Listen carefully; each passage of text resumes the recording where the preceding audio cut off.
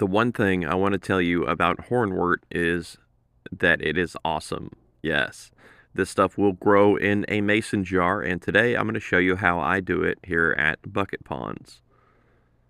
So to start with, I am using a 1 quart mason jar. This is a wide mouth jar, which is a huge improvement over the narrow, typical mason jars that we've been working with. This will be perfect for our project. And today I'm going to grow hornwort in this jar. I have a few seasoned jars over on the side that we'll look at in a moment. But to start with, I am going to add a little substrate in here. I'm using some fluval stratum, and I did rinse this. I know that that might not be the best idea, but bear with me. I rinsed a large amount of it, so I'm just using that for right now. In this build, I'm also including a cap on that stratum, advised by our good buddy Wheelbite. You might see him in the comments. And on top of the stratum, I am using seashells. These will be my cap instead of sand or gravel. I think it'll be really cool and a nice all-natural touch. Now, that substrate is actually volcanic soil from Japan, I believe. And now we're going to add some seasoned aquarium water. You might notice it's a little bit green, and that's okay. My green water algae is in all of my projects. I don't think I could stop it if I wanted to. In the fish tanks, it is kept in check, you could say. But in the jars, it goes a bit crazy, and you'll see what I mean here in a moment. But guys, you could get away with no substrate at all. And in fact, my first wave of hornwort jars did not use any substrate. Just some aquarium water and some hornwort from one of my fish tanks. So this is one of those jars, and this is what I mean about the green water. It is absolutely insane in these jars. And, lately I've been trying to use Daphnia and other things to help control it. In these jars here, I'm running duckweed, watermeal, and hornwort to try to compete with the green algae. And it's a battle, we'll say that. The hornwort is growing, though, and so is the green algae. It's kind of interesting. I wouldn't think that my jar of water would be that fertile, but I do run a lot of microfauna and snails in our projects, and they help to clean the tanks and produce fertilizer, which results in very healthy plants, apparently. Now, hornwort isn't perfect. There's a chance that it can fail. It will occasionally shed all of its needles or its leaves and basically die and become very unsightly and very messy. But I've been building quite a few tanks with this plant lately, and, over the last year or so. And I've only had issues once or twice. So, really, hornwort's just kind of hit or miss. I'm sure it's something related to my water parameters, but to be honest with you guys, I don't really check pH. I don't check KH. I don't do any of that stuff. I probably should. But yeah, I seem to do fine without all that technical edge on my projects. I just assemble things using common sense and try to, do it right, best I can. I'm adding a little fresh water on top just to ensure that this new ecosystem we've assembled will be healthy and clean. And now we're going to add some microfauna from my other projects, namely some Daphnia and ostracods. We might also add some detritus worms, yeah. This is a jar of wild samples from pool pond number 3, and I have some large worms living in there, very interesting. But I also have a fair number of our small white detritus worms in there, and I think they're really cool, so I'll be taking a few of them and adding them to this project. You might be wondering, why would you want detritus worms? Like, are you weird? I probably am, very likely. But yeah, all of these different species, our copepods and our seed shrimp and our Daphnia, all that stuff, they help to break down decomposing material. Basically, they clean the jar. Along with our snails and our bacteria, they produce a self-cleaning ecosystem. It's really cool. And really the only problem I've had is the green water blocking vision. So hopefully in this build, I'll be able to slow down the green water a little bit. And I have added some bladder snails in here. Bladder snails are awesome, and they should be included in every jar aquarium on Earth. Just about. But these are just standard bladder snails from my guppy aquarium. They're nice, chubby little, bucket ponds individuals, bucket ponds bladder snails, meaning they have a slightly extended lifespan. They should be very adaptable. Sometimes when you throw adults into a new project, a few of them will die, but we didn't see that today, so that's a good sign. You may notice a few of my microfauna friends in here swimming around as well, and that's totally okay. We like them. But this is the cleaning crew for our builds, and if you don't have access to, well-established aquariums, then I would, take a chance and maybe ask a friend. If you know somebody in the aquarium hobby, usually fish tank aquarium people are really cool, and typically they'll give you a little hornwort or a little java moss, for nothing, just to be a bud. And that's what I've noticed in the hobby anyway. And yeah, so this is a mason jar. It does come with a lid. I have knocked a little hole in that lid just to help ensure a little bit of airflow, while hopefully still preventing flying insects from making it into the jar.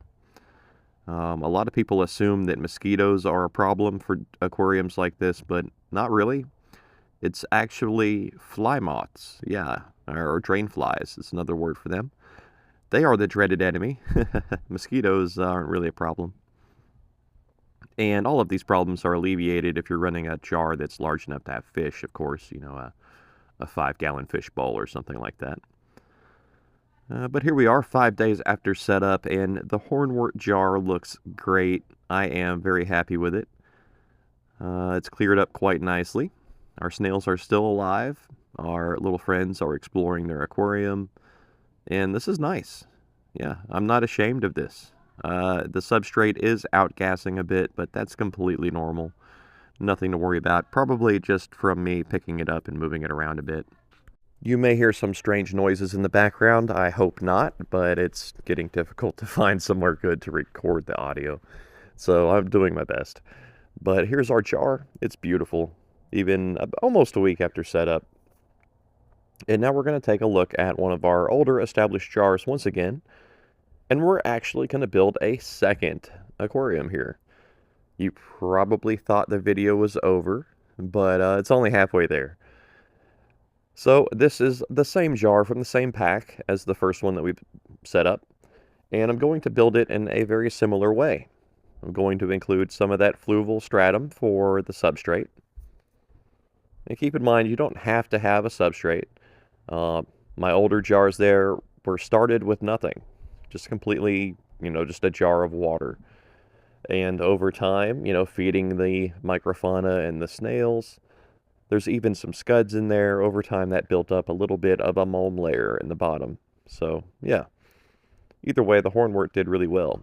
So for this second jar, I'm going to cap it with some gravel instead of the seashells. I think they should make for an interesting contrast, differentiating the tanks from one another. Hope I used that word correctly. But yeah, this will give us an interesting side-by-side comparison. In time, we could see maybe the gravel cap is better or worse. Who knows? Now we're just going to do a similar procedure here. We're going to capture some of the hornwort from our older jar. And we don't need a lot to start with. This plant is really cool, you guys. You can try to plant it like in the bottom of a tank, but I seem to have my best luck just letting it float. Especially in a build like this where it's not really meant for its aesthetics, its visual appeal. These are more or less nurseries meant to create more hornwort. I do have a plan to build a large pond this year, and I want to plant it with a ton of hornwort on day one. I want to start strong. Excuse me. And I want to have enough hornwort on hand to, redo it twice if I have to. So growing a bunch in these jars, duplicating it by starting another jar and so on, that sets us up for our future build. I'm very excited. Now I am going to add some microfauna to this project as well. You may notice some stuff sticking on the end of my tool. It's a turkey baster. Let's be real. Very effective for this type of stuff though. but on the end of my turkey baster, you'll see some duckweed and some other things. It's not crusty, it's not nasty, it's just duckweed and water meal, that was stuck on there from the tanks that I have the Daphnia and ostracods and stuff inside of. And we want that material, we want to keep that in here because it'll help to slow down the green water algae a little bit, more competition. And so I'm just going to rinse it right into our jar. And I'm going to use the turkey baster to help channel that water flow safely, slowly into the jar. When you're working with the soil or that stratum stuff, if you just dump the water in there, it'll make a huge mess, even if you rinse it. And from what I've been told, you're really not supposed to rinse it. So, I don't know, I've heard conflicting things. But either way, a slow fill is best and very satisfying, very fun to do. I theorize that we are all being afflicted by some bacteria that have escaped the aquariums and infected us. And that would explain the urge to build a new aquarium all the time, to populate it with life and plants and things. We all have this strange urge. If you're in this hobby, you probably know what I'm talking about. If you do, leave a comment so people know I'm not strange, right? It's not an addiction, but it is like an urge. It's a compulsion. I don't know where I was going with that, but once again, I've knocked a crude hole in the lid of this mason jar, and that should be enough to allow airflow while eliminating flying insects from getting inside. After almost a week, we haven't seen a single issue, so I think that little air hole is perfect for what we're doing here. If you're looking to set up a simple bladder snail culture, this is great. You don't really need the microfauna. You could run a jar like this, with just your snails and some plants, and you'd likely be fine. I've said probably so many times today, but you would most likely be fine. But the microfauna definitely adds some character for me to these builds. I can see like, oh wow, the Daphnia took really well to this project, and things like that kind of add a little background. I don't know, something special for me. Big thank you to my YouTube members and Patreon supporters. I hope you guys enjoyed this video. I showed you how to grow hornwort in a jar, at least how I do it. And maybe that might help you or just entertain you a bit. I hope so. Please check out my channel for more content. My name is Terry. This is Bucket Ponds, and thank you so much for watching.